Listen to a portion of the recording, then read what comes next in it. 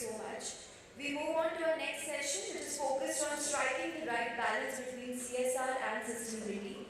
For this, we would like to invite Seema Pawaskar, heading CSR for 𝗏𝗏𝗏𝗵𝘁 𝗕𝗏𝗏𝗏𝗵𝘁. She leads the sustainability agenda of the company through impactful CSR and ESG initiatives. Seema has over 17 plus years of experience in sustainability function.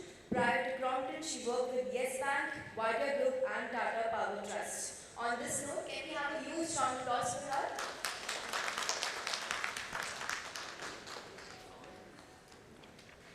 Are you all good?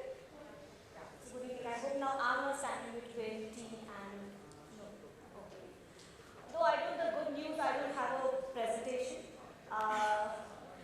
But I'll try my best to recollect all my thoughts or talking points that I have in my mind. I will not go too much into what is CSR, what is sustainability, because all of you are into this sector quite sometimes, so I will not go into it. But what I will start with, because I'm working with this space quite some time, I started my journey with NGOs, with very grassroots NGOs, wherein my first job was to give condoms to truck drivers and commercial sex workers. So there I started my journey, and I think I'm one of those luckiest people who work with companies such as Tata Power Trust, wherein my role was not limited to CSR. There was nothing about CSR, it was more of a sustainability. So from there I started learning about how CSR or philanthropy charity is linked with the sustainability agenda of the company. And this is, I guess, 13, 14 years ago. And of course then I moved to different companies. So whatever I'm going to tell you today, it's all about through my practice, what my experience. I'm not really sustainability trained professional or something, but yes, we're talking about around what I had my experience working with the business, working with CSR teams, working with sustainability, working with ESG. The first thing I'll start with, as I said, I'm not going to get deep into what are the differences because you all know that. But there's a lot of confusion, what I could see from last 3 to 4 years, especially after COVID, especially after the BRSR or BSR code became mandatory and the new reporting structure like DG, etc. started coming into force. There's a lot of confusion in this segment, and now I'm really sometimes really get surprised when there's suddenly a mushroom of sustainability experts, CSR experts, ESG experts, and so in my view, these are very clear thoughts. There's a clear concept: what is CSR, what is sustainability, and what is ESG. To begin with, and the reason why there's a confusion because in practice we use sustainability very like abuse kind of a word. I remember when we started working with NGOs, empowerment, awareness, advocacy. These are very big words that we used to write a proposal. Now I would say yes, there's a difference. There is a huge difference in 3 areas, especially in CSR and sustainability. And I could tell you that because now I'm heading CSR accountability, but I'm also looking at the reporting, ESG reporting accountability. So you could see I could see where is the balance, and sometimes we get very overwhelmed with these two departments.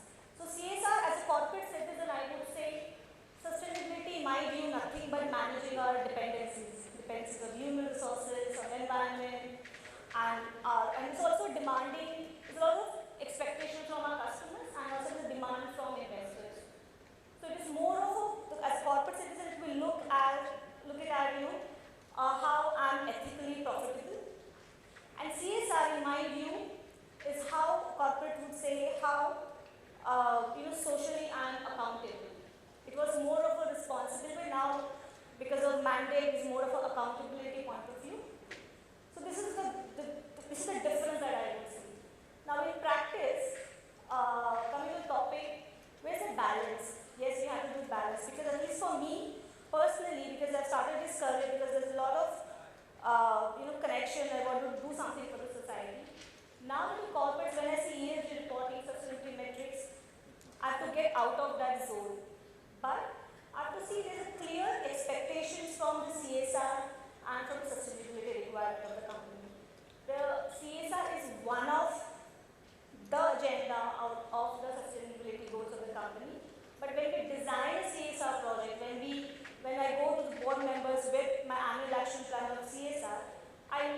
ensure that my objectives or expected outcomes are linked with sustainability agenda, because sustainability is a huge area to work on. So there is nothing only one or two people are working together on like CSR, but it's also your supply chain, all your pain points, all the critical departments are working together, to achieve the sustainable agenda. Finance, supply chain, your manufacturing units, everybody.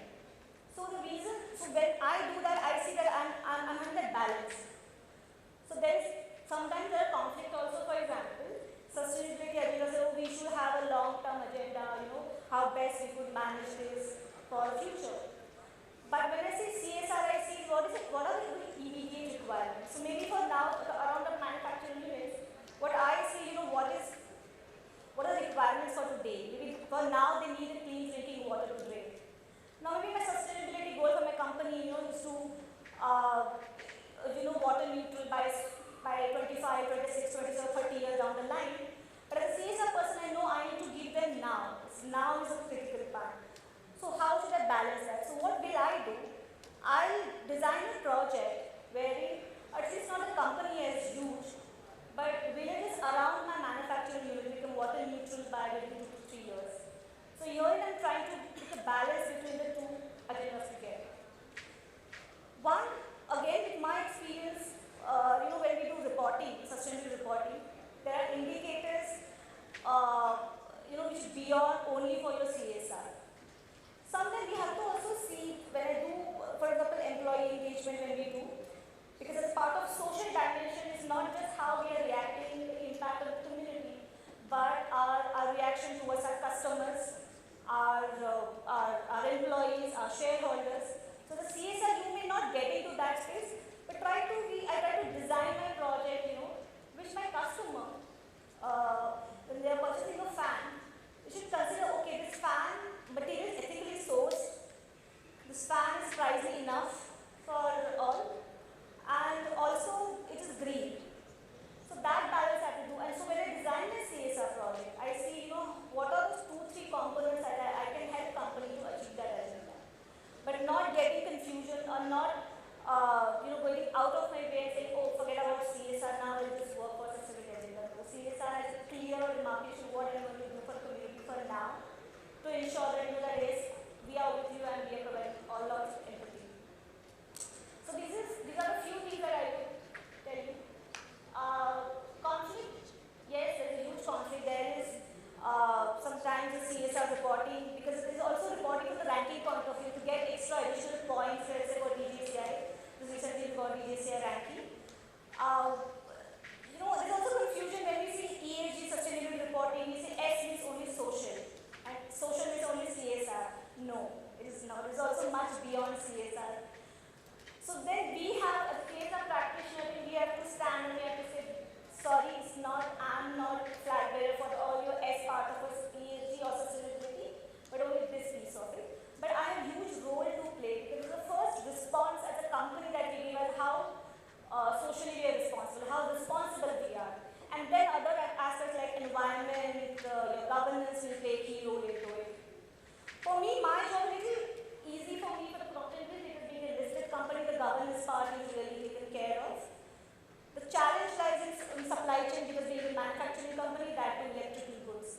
So yes, there are challenges. Now we have an agenda, how best we could green products or green supply chain.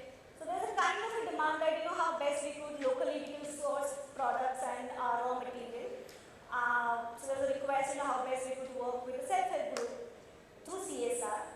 But what I need to see that, we should avoid any greenwashing or any whitewashing, under the umbrella of sustainability. Because I know the price that my self-help group will get, it's much, much, much lower than what my traditional vendor will get. So let's not do that. So we have to be very clear in our goals. So even if you want sustainable product supply from local market, self-help group won't do that. And if you're ready to give that price, if you're ready to give the capacity and capability, then it is okay. Otherwise, they're going to push and pull to get that material for you.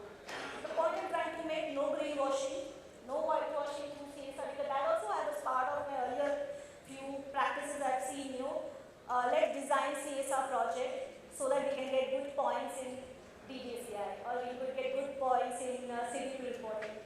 So we have to see what is there. So very tentatively force me on the community.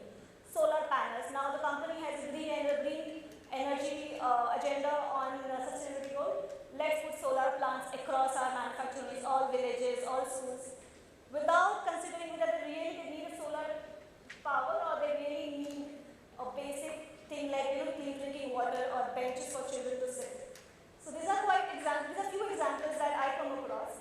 So I am sure that no whitewashing, greenwashing. I'm not enforcing my sustainability agenda through CSR.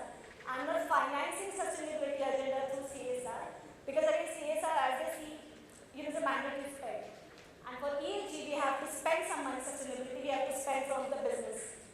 So then let's design some CSR project which will help us to report on the sustainability.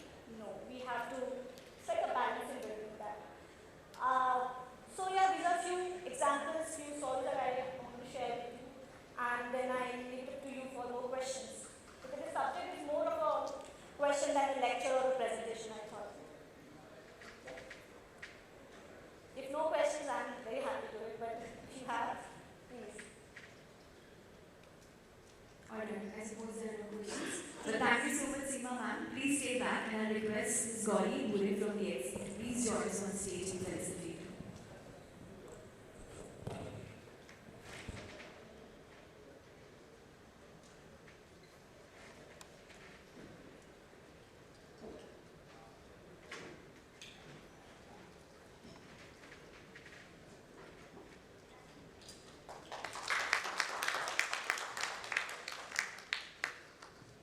Thank you so much. Next in line, we have our last session, which is a panel discussion, but we'll be requiring a minute to set up the stage. Also requesting, we have distributed the feedback form. I request you please fill in all the required information and do submit back before leaving. Thank you.